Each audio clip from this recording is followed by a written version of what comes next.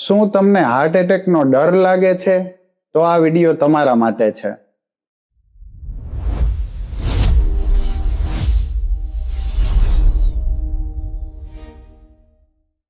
નમસ્કાર, હું છું ડોક્ટર જગદીશ છત્રાડા, આપનો ફેમિલી ફિઝિશિયન. અત્યારના સમયમાં હૃદય રોગના હુમલાના કેસ એટલા બધા વધી ગયા છે કે નાની ઉંમરથી માંડી મોટી ઉંમરમાં કોઈ પણમાં હાર્ટ એટેક આવી જાય છે. એટલે બધાને આ એક વસ્તુનો ડર લાગ્યા કરતો હોય છે. કોઈ પણ સામાન્ય એસિડિટી ગેસ થાય અને એને લીધે છાતી ભારે થાય તો પણ માણસને હાર્ટ એટેક જેવા નેગેટિવ વિચારો જ આવતા હોય છે. જેટલા બી હાર્ટ એટેકના બનાવો બને છે એમાંથી અમુક ટકા કેસને બાદ કરતા મોટા ભાગના કેસો લઈએ તો એમાં લાઇફસ્ટાઇલ અને નબળું હૃદય જ જવાબદાર હોય છે. તો આજે આપણે એ જોઈ લેશું કે તમારું હૃદય નબળું છે કે હેલ્ધી.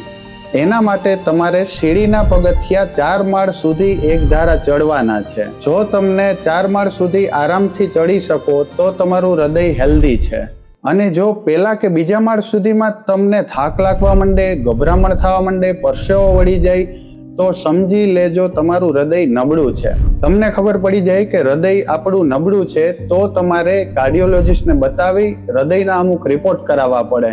એમાં મુખ્ય રિપોર્ટમાં 2D ઇકો અને TMT એ રિપોર્ટ કરવામાં આવતા હોય છે અને બ્લડના અમુક રિપોર્ટ કરવામાં આવતા હોય છે. 2D ઇકો એટલે હૃદયની સોનોગ્રાફી, જેમાં આપણે હૃદયના વાલ્વની કન્ડિશન, બ્લડ ફ્લોની કન્ડિશન, હૃદયની દિવાલ એવું બધું જાણી શકાય છે.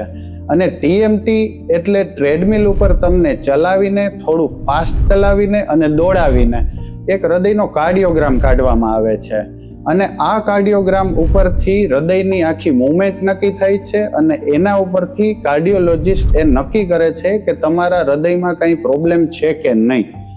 જો આ રિપોર્ટમાં કંઈ પ્રોબ્લેમ આવ્યો તો તમારે કાર્ડિયોલોજિસ્ટની સલાહ લઈ આગળની સારવાર લેવી જોઈએ. અને જો 2D ઇકો અને TMT રિપોર્ટ નોર્મલ આવે અને તો પણ તમને સીડી ચડવામાં શ્વાસ ચડતો હોય તો તમારી કાર્ડિયાક સ્ટેમિના વધારવા માટે તમારે મહેનત કરવી જોઈએ. એના માટે તમારે ચરબીયુક્ત ખોરાક અને જંક ફૂડ ઓછા કરવા જોઈએ, નિયમિત કસરત અને યોગા કરવી જોઈએ અને તમારી લાઈફસ્ટાઈલમાં થોડા બદલાવ લાવવા જોઈએ. ધન્યવાદ.